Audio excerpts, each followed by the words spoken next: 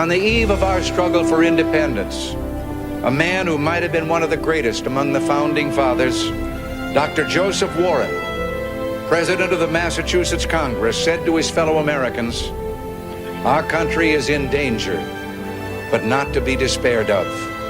On you depend the fortunes of America. You are to decide the important question upon which rests the happiness and the liberty of millions yet unborn. Act worthy of yourselves." Well, I believe we, the Americans of today, are ready to act worthy of ourselves. Ready to do what must be done to ensure happiness and liberty for ourselves, our children, and our children's children. From time to time, we've been tempted to believe that society has become too complex to be managed by self-rule, that government by an elite group is superior to government for, by, and of the people. We are a nation that has a government, not the other way around. What's going on, people? Duke here. Your boy's back with some more political information for you for the week. It is Friday, June 24th, 2016, and the Brexit happened. The Brexit happened, people, and I'm actually kind of excited to see what's going to come of this. Brexit, basically, the UK, let's see here, it says, voters have voted in favor of Brexit. The British exit from the European Union. Basically what this means is in the next coming months, British and European leaders will begin negotiating terms on Britain's departure. The European Union was big. Created the Euro. So now Britain is like, yeah, you know what, fuck this. We're going to go out on our own and identify ourselves as some nationalism and not be just part of this huge conglomerate of countries as one currency. The process of leaving the European Union is going to take several years. This isn't going to happen overnight. You can't just up and say, we're done using this currency, we're going to go back to our old format. No, it's going to take some negotiating, figure out where their level is. They're going to have to rate their fiat currency and things like that within the world. The Brexit vote is not legally binding. That's one thing you guys should be aware of. And it could theoretically be blocked and overturned. Basically, but the BBC notes it would be seen as political suicide to go against the will of the people as expressed in the referendum. People have decided that, you know what, we won't be part of the European Union, we want to be our own nation once again. And this is a huge step because we have not seen, a large fiat currency used across multiple nations, and the European Union did exactly that. It took all these countries over in Europe and made one fiat currency for all of them called the euros. And now with British departing from that, it's going to weaken the euro itself. Will it create other countries to decide to leave it as well? We'll have to see what happens. I'll watch this short little clip here.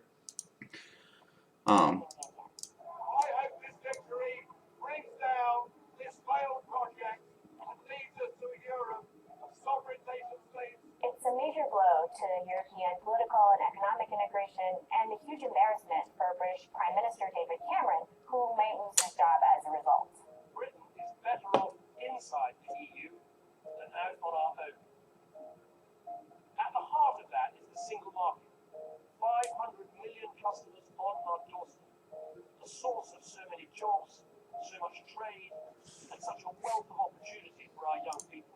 Britain's exit, or the Brexit as it's called, will have huge implications for the British economy. The EU functions as a single integrated economy, kind of like the United States. And now that Britain is out, regulations could make it harder to move goods across the English Channel. Lots of multinational corporations have their headquarters in London. But now they might find that it makes more sense to have their European headquarters in the European Union, which could lead to job losses in Britain. The EU also allows for the free movement of people within its member states, which means that any EU citizen can live and work in any other EU country without a visa. And the UK's high employment rate has drawn migrants from poorer countries in the EU, like Poland and Lithuania. But many in Britain resent these migrants, and that resentment was a key driving force in the decision for Britain to leave the European Union. So now that Britain's out, nobody really knows what's going to happen to all those EU migrants.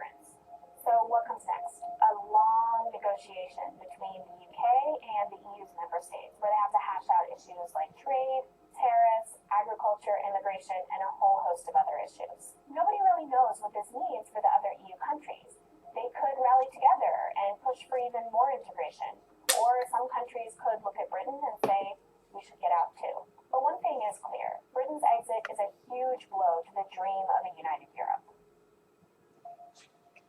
So yeah, just got a couple things that I was touching on, and basically she touched on them a lot more. I was not aware that citizens in the European Union could move freely between countries and just live wherever they wanted to live.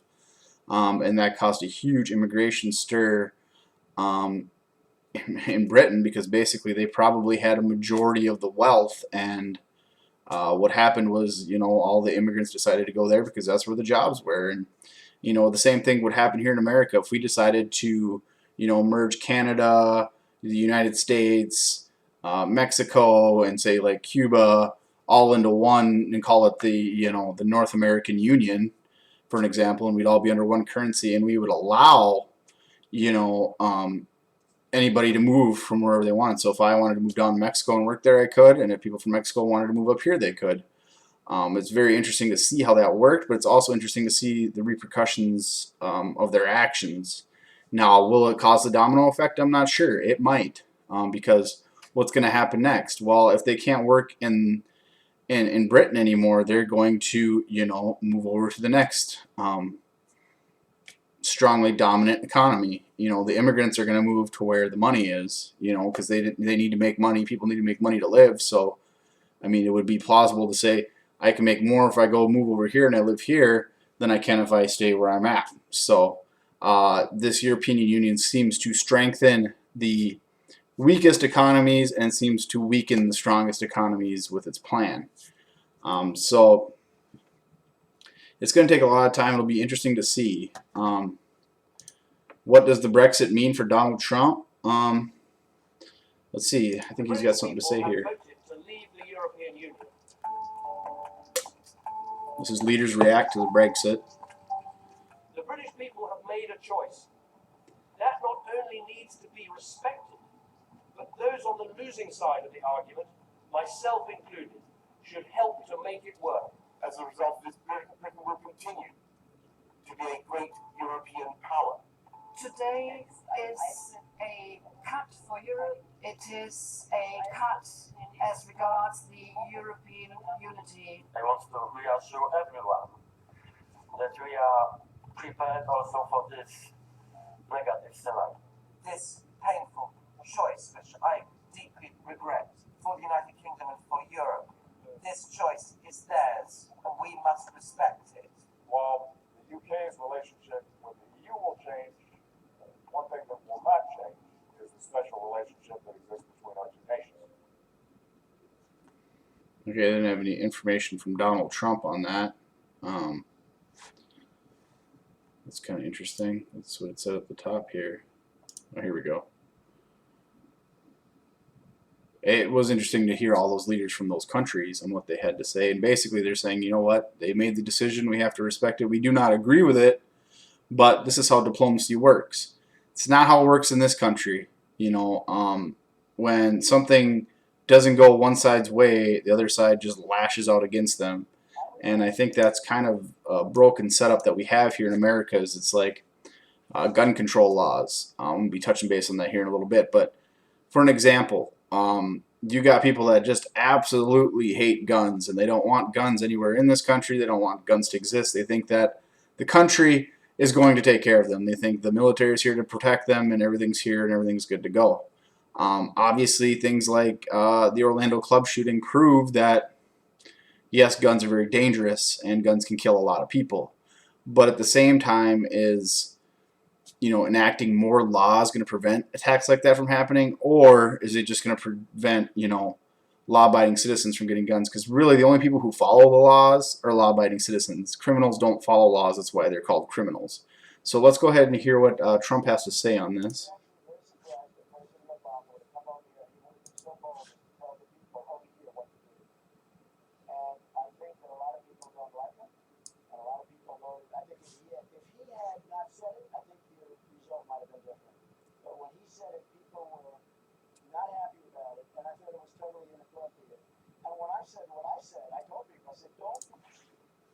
So basically, I mean, I don't know what he said because he's just saying I said what I said. And apparently, Obama's saying, that, our union, our special friendship with, the British people is not going to change. They're leaving the EU, but we're still going to be, special interest partners with them, which is a very strong ally. And I am surprised that Obama isn't trying to trash that ally and get rid of them as well.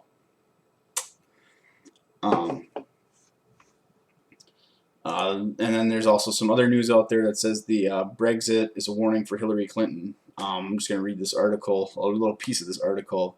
It says the Council of Foreign Relations President Richard Haass said Friday that the United Kingdom's vote to leave the European Union should give Hillary Clinton's U.S. presidential campaign a reason to worry. Well, why is she going to be worried? Let's find out. Thursday's vote in favor of a British exit from the UA, or Brexit, signals the rise of populism and nationalism on which U.S. presidential candidates like Bernie Sanders and Donald Trump have built their campaigns. So, it basically, when it comes down to the bottom line, Donald Trump, Bernie Sanders, those type of candidates were saying we should be individualized. We should, count ourselves as a nation. We should count ourselves as, United States of American people. I would say Americans, but there's a lot of problem when you say Americans because, in this country, people in America think we are the only Americans. Well, you have North America, South America. Anybody living within those areas is technically considered an American. The United States of Americans, we want to basically identify ourselves as a nation once again, or a large majority of people do. Not everybody does. People think it's okay that, our borders are open and you can just come across the border and live here and work here and that's fine. The only problem with that is it's cost the United States a ton of money as far as social welfare programs. It's cost jobs to lots of people. It's cost, lots of crime, lots of issues, because when people come across the border, they need to make money. Well, an easy way for these people to make money is to say, well, can you smuggle in, 4 kilos of cocaine for me, and we'll pay you, X amount of dollars. You can ship some back to Mexico to your family. You can live here, blah, blah, blah. Mr. Trump is going to take some satisfaction, not because he predicted it, but because the political, social, and economic forces that put Brexit over the top, he will see as a force that are very close to his and Bernie Sanders' base, Haass said in a conference call. For the Hillary Clinton campaign, this is something of a warning not to underestimate the disaffection, not to underestimate political and economic nationalism in the U.S., he added. So basically, yeah, I mean, you've got the Republican Party has been completely flip-flopped. You have the hardcore, strong Republicans right now that, they're against abortion. They're all for God. They're, hardcore conservatives. And then you have got people like me who are, I lean towards a conservative possibility. I like conservatism in an aspect, but I also like freedom in an aspect. I think that, things like, say, legalize marijuana, it should just be legalized throughout the entire United States. I still believe in pro-abortion. I believe in a couple of those basic, what you would call libertarian policies, but I'm also a hardcore conservative where I think we should, really watch immigration, and we should really watch our spending, and we should try to find ways to lift the poor up out of this country into being more wealthy. And I think we should definitely, find a way to secure our borders more to actually identify ourselves as a nation, because we really aren't a nation if you let people flood in from wherever they want to come from and do whatever they want to do here.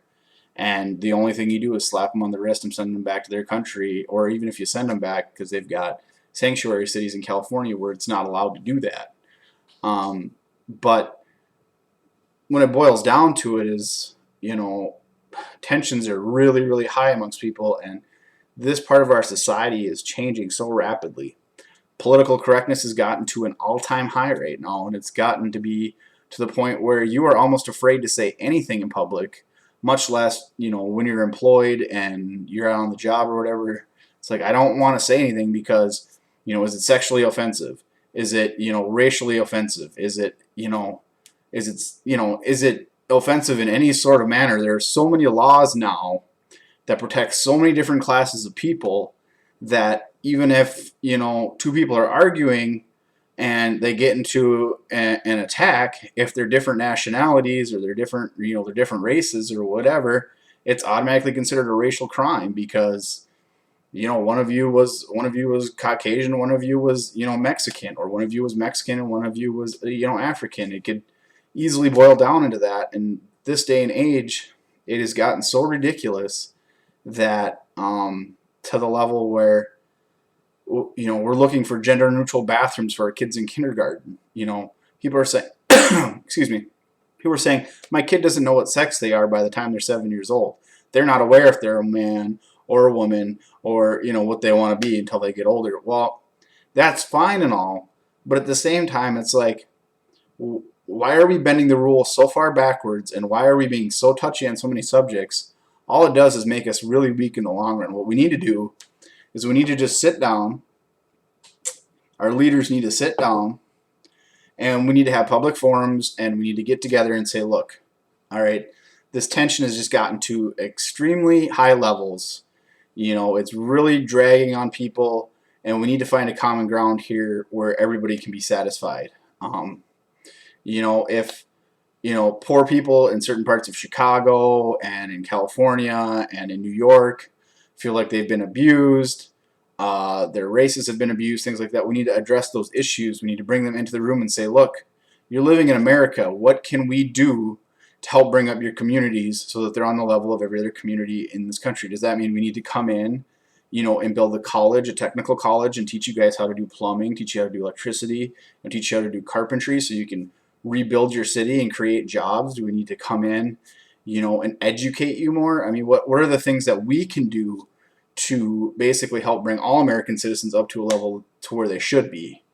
I don't think Hillary Clinton is the candidate that's going to do that. I honestly think she is basically a professional criminal. If you look at her, she's more the mob than she is, you know, a politician for the people. All she really cares about is what's going on in that Clinton crime family. And really, honestly, if you vote for her, you are voting for an America that is going to be more impoverished, higher racial tensions, and nothing's ever going to change. The same plan that Obama's been under is the same plan that Hillary Clinton's going to be under, and it's just going to be, you know, more and more progression towards, you know, deteriorating America. And that might be what the overall plan is to deteriorate America to a point where we can create a new world order. But when you look over at places in Europe with this Brexit that's going on, is you can't, sorry, my phone's beeping at me here, I'll put it on silent. You notice that, you know, one country in there, Britain, decided that the European Union was not working for them because the European Union created the ability for, you know, you to move between countries and go wherever you wanted. Well, if you took the entire North America and South America populations and you said, you know what, you can have free reign and you can move wherever you would like, what would happen if we basically told Mexico that you can come to the United States and you can live here, it's not a big deal, you are part of the, you know, North American Union or the American Union, which combines all American countries into one. Everyone's going to flood to where the money is. That's just the way the world works. That's the way people work. People are moved by incentives.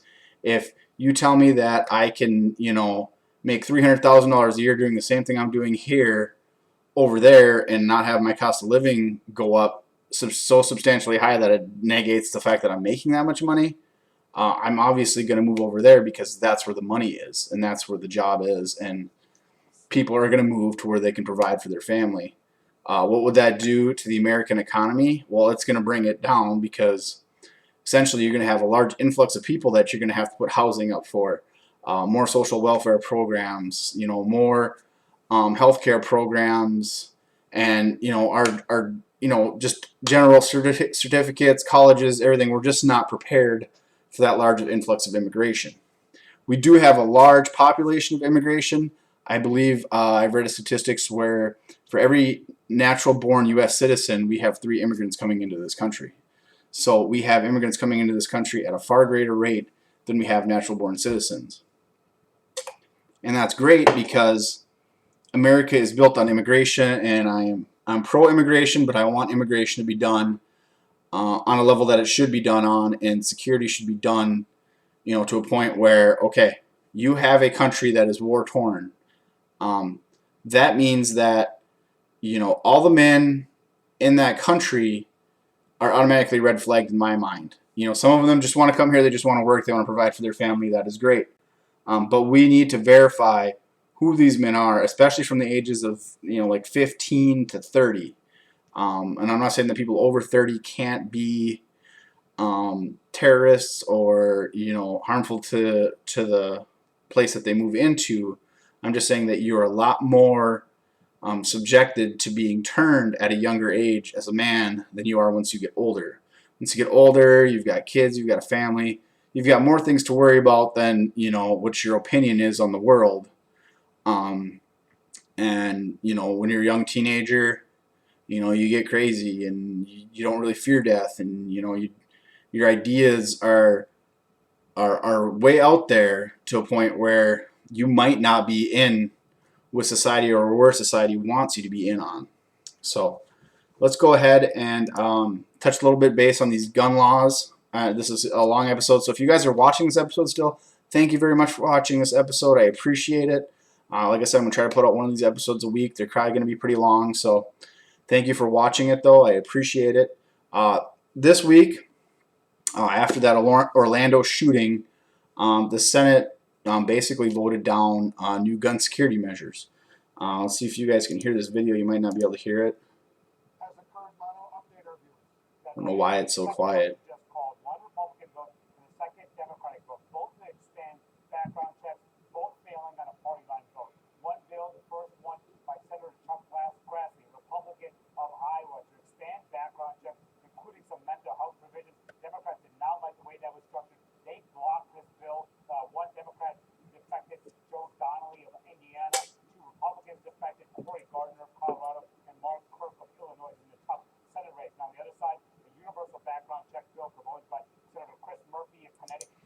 So there was a couple of bills that came up here. In this article from CNN, it says senators couldn't muster enough bipartisan support to pass a series of gun control measures Monday.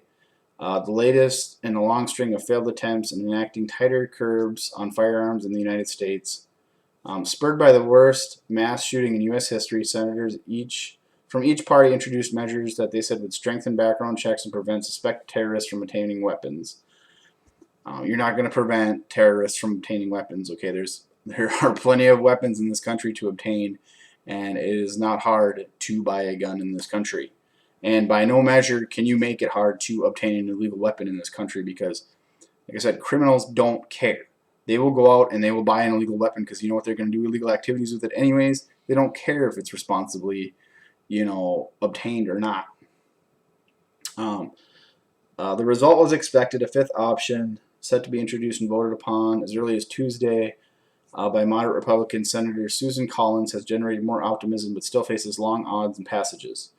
Senator Chris Murphy, a Connecticut Democrat who sponsored one of the failed measures, expanding background checks, reacted angrily after the provision was defeated.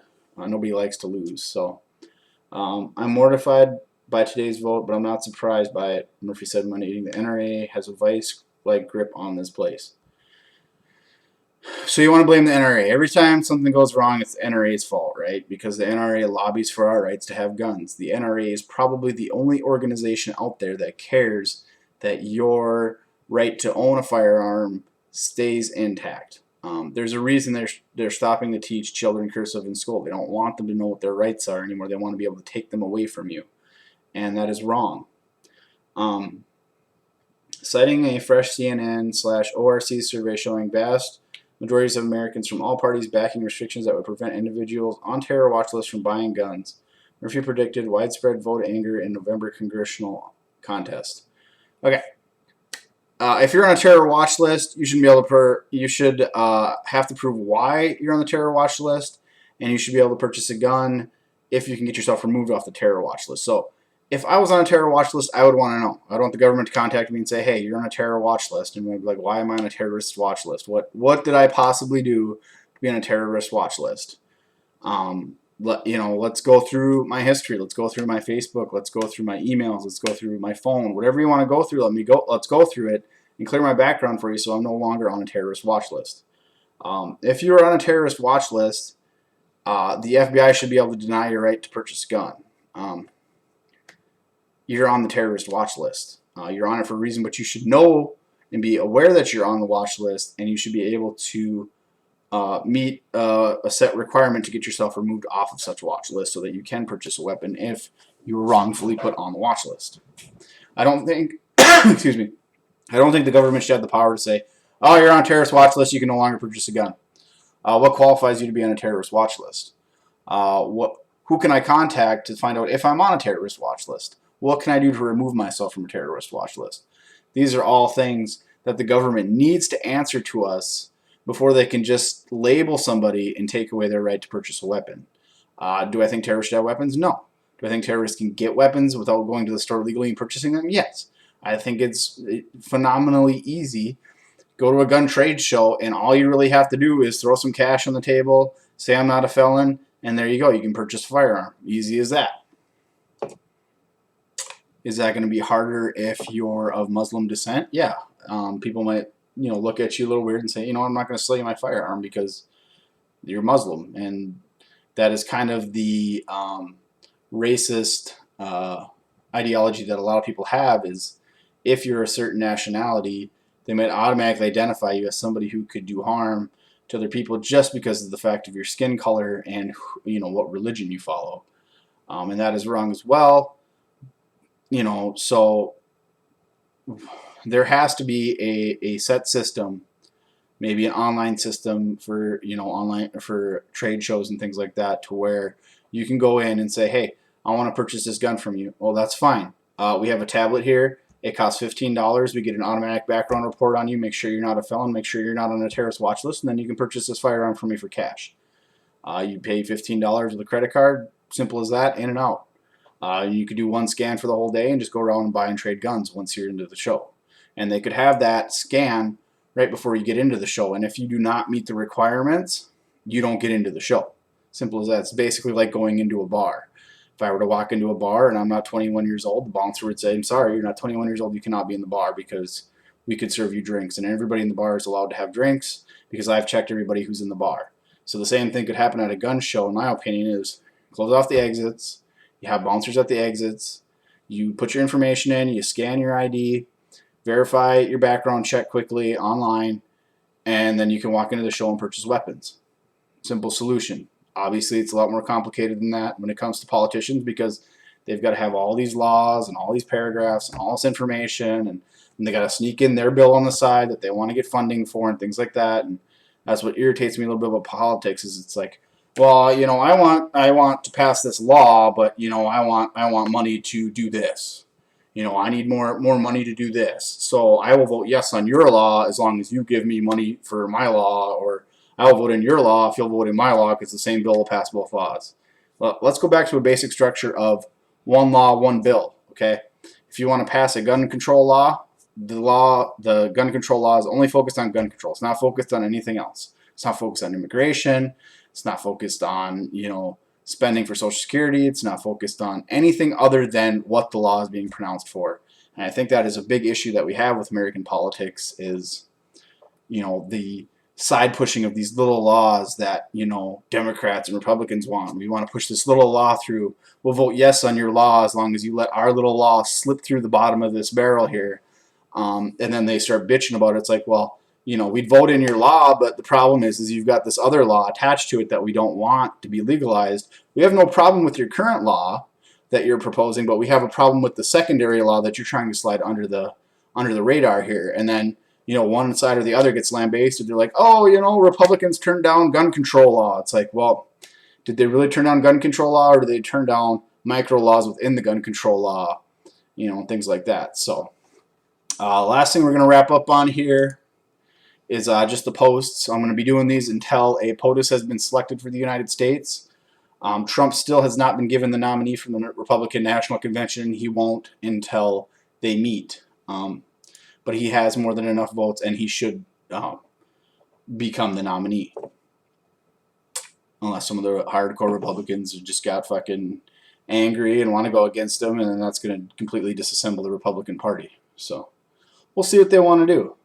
I'm just going to read his post from today. It says, his first post that's posted here, and when I'm shooting this video, it says, I want all Americans to succeed together. President Obama's illegal activity amnesty undermines job prospects. New government data by the Center of Immigration Studies show that more than 3M new legal and illegal immigrants settled. 3 million new legal and illegal immigrants settled in. America is proud to stand shoulder to shoulder with a free and independent UK.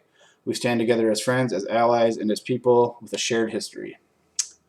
Let's go ahead and read another one here. Self-determination is a sacred right of all free peoples, and the people of the UK have exercised that right for all of the world to see.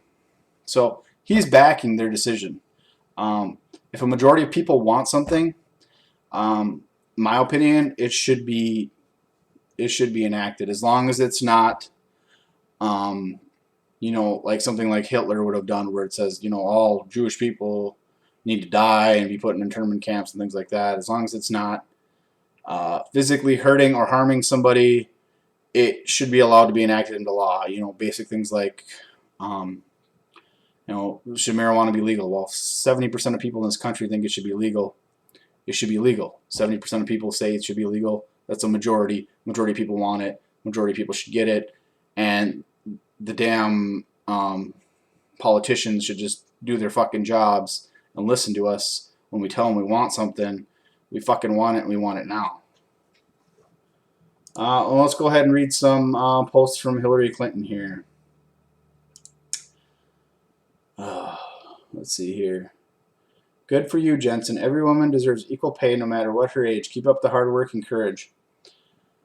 The 17-year-old was fired after asking for equal pay at her summer job, which is completely illegal, by the way.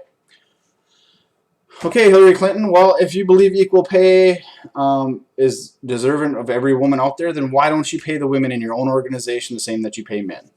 That would be my only question to you, and she has never been able to answer that question because, guess what? She doesn't care. She doesn't want to follow the law. She doesn't even want to follow the things she agrees with. You're just being a big hypocrite here. If you can't even, you have the money, you could easily pay the women in your organization the same you pay the men, and you still do not do it. That just shows me that you just don't care about, you know, things. You just want to pretend like you care so you can become elected president.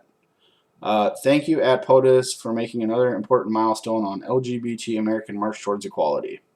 POTUS designates Stonewall as our first national monument to tell the story and struggle of LGBT rights. That's kind of cool. Let's see if I can watch this here.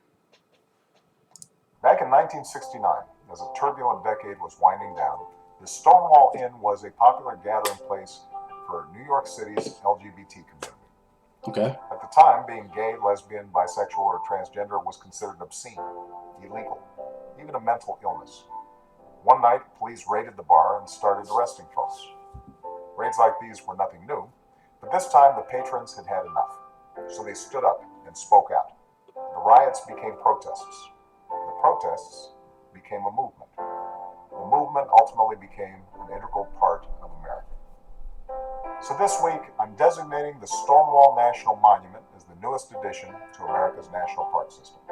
Stonewall will be our first national monument to tell the story of the struggle for LGBT rights.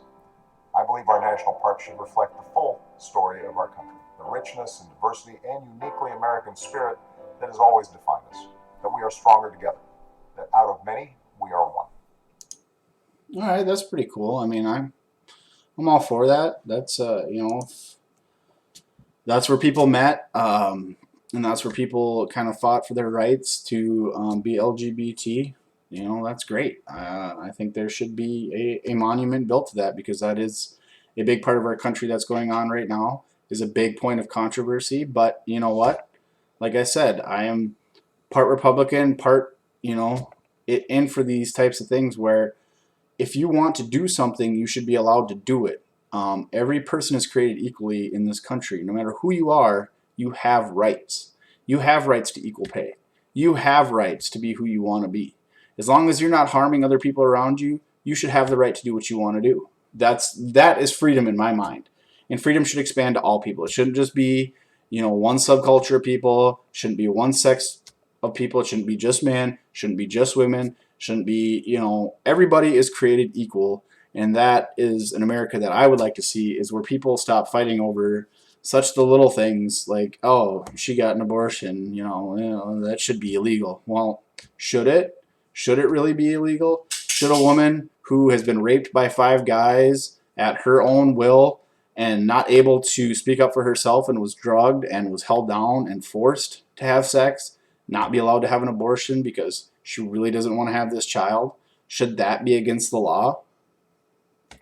You know, should it be against the law for 2 men to go out and, you know, want to have a good time and be sexually active with each other, or 2 women for that matter? Or should, you know, I be able to tell you that you can't be a woman? If you want to be a woman, go ahead and be a woman. I don't really care. It doesn't bother me. It doesn't affect me. I don't really give a shit. It is your freedom to do and choose as you free to be choose to do. I know that was kind of a weird sentence, but this is probably one of the few things the president has done that I would agree with that is pretty good. There are a lot of things going on in the world that he could be focused on, but that one is pretty good. Let's read another post here by Hillary Clinton. House after Brexit, Donald Trump was in the UK talking about how he personally would benefit. Okay. Let's see how she chopped up this video to make it. In the European Union, ushering in a new and uncertain era. That volatility will certainly have an impact on the financial markets in the United States. We've taken the lighthouse, which is a very, very important building in Florida. I mean, in Scotland. We are now in unprecedented territory. Golfers will stop and they'll go and get something to eat, and then they go into the 10th hole. The shockwaves truly global, political, and financial. Are you traveling with any of your foreign policy advisors? Well, I've been in touch with them, but there's nothing to talk about. The Dow looks to open lower by about 500 points. Look, if the pound goes down, they're going to do more business. You know, when the pound goes down, more people are coming to Turnbull.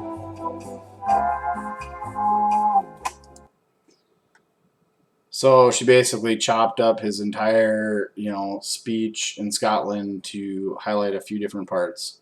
People missay words all the time. I'm sorry. Nobody's 100% on every word that they say.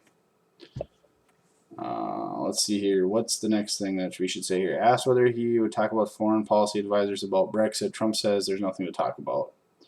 When the pound goes down, more people have jobs. The pound will go down. It'll be lower than the European standard. Yes, it will. But will it strengthen itself? Yeah, because that country has a lot of income, a lot of wealth in it. To think that their country will be nothing after they exit is ridiculous. This time of uncertainty only underscores the need for calm, steady, experienced leaderships in the White House. Hillary, hashtag Brexit vote. Yeah, whatever, Hillary. Calm, steady, experienced leadership. Yeah, you're a real great leader there. Can't even come out and talk about your emails and the illegal activities you've done in this country. If anybody in the FBI or DEA or any part of the government would have had as much information as she had and had it on the server that she had it on, their ass would have been fired within a day, and they would have had charges brought on them. Because she's Hillary Clinton, they're not brought on her, and it's what pisses me off. You know, is that you have this candidate that can just go out there and lie to your faces and lie to you over and over again and cheat the system and buy her way out of issues and complain that, you know, she's not being treated right. You know, she should just be voted president because she's a woman. You know, and I have no problem with a woman being president, but I don't want Hillary Clinton as president. I'm sorry, we don't need another Clinton and we don't need another Bush. We don't need either one of those families in presidency for a long, long, long time until they can prove to us that they're not as corrupt and fucking mind-washed by the elite as they so obviously are. For anyone shocked by Trump saying depreciating the pound is good for business, this is a person who tried to profit off the housing crisis. A lot of people tried to profit off the housing crisis, and a lot of people did profit off the housing crisis. Listen, if I would have had $1 million laying around when all these houses started to tank and went down, like in this area, you could be buying 3-4 bedroom houses that were selling for $150,000, $160,000 the year before, tanked down to the price of like $20,000, $30,000 a piece. Why wouldn't you go buy those houses, rent them out, and wait for them to come back in value? I mean, it's been done a million times by a million different investors over and over and over again. When the real estate market depreciates, lots of people buy, wait till it appreciates, and then sell it off. It's the same thing with stocks. When stocks come down in price, guess what? You buy them. When stocks go up in price, guess what? You sell them. It's not that fucking hard, Gideon Resnick. It's fucking Gideon's fucking douchebag here. Our first task has to be sure that the economic uncertainty created by these events does not hurt working families. Hashtag Brexit vote. Yeah, because we know it's not really going to... Yes, it will affect our economy slightly, but it's not directly tied into our economy to a point where it's going to throw everything off. We're going to have fucking Great Depression and things like that. Our economy is already tanking because of the fact that we cannot create jobs in this country because of the open trade agreement we have of allowing free products to basically come in tax-free. How can I compete, or how can the guy next door who wants to work a job at a manufacturing plant compete with somebody who's working in China for 5 cents a day and they can ship the product here for free? Have you ever gone on eBay? Go on eBay right now and try to buy something from China. I bought shit from China for $3 with free shipping. You couldn't even get the package and the shipping in this country for under $3 for the shit that I bought. You'd have to pay $8 in shipping plus packaging, and that doesn't even include the product. So not only are they getting the product to me for free, they don't have to pay any tax. They don't have to pay any shipping costs. I mean, it is ridiculous that I can get something from Beijing, China for $2 with free shipping, and yet in this country, I can't even go down to the store and buy it for less than 20 bucks. I mean, that right there just shows you how broken the economy is. And, you know, Hillary Clinton wants to keep pursuing that, and the Democrats want to keep pursuing that, and they want to do that to keep the super wealthy rich. Because you know who makes money off of these things? It's the very super wealthy people in this country and in the world. If they can ship shit from China for fucking pennies on the dollar and ship it here and sell it here for a 500% markup, that's what they're going to do. Places like Golden Plump around here and chicken manufacturers. Did you know that they're going to start freezing chickens here? They're going to slaughter them here. They're going to freeze them here.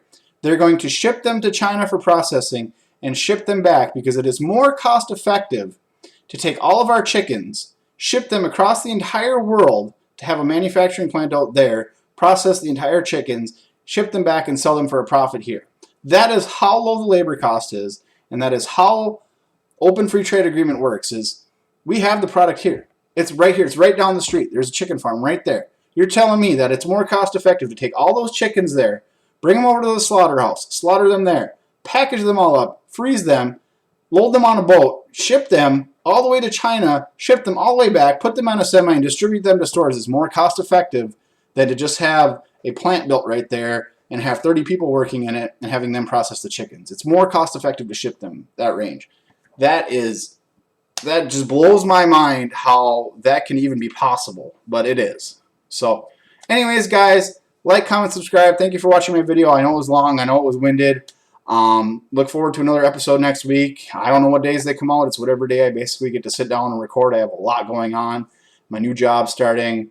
I've been doing a lot of yard work since it's summertime. You know, a lot of camping trips and things like that. Please check out our new Honest Reactions channel. If you are a reactions person, Honest Reactions is where it's going to be at. I will actually be posting these videos on Honest Reactions coming August 1st. So please go over to Honest Reactions. Subscribe to that channel. And you can always see our posts on DrunkFX at Twitter and drunkfx.com. Thank you guys. Have a good day.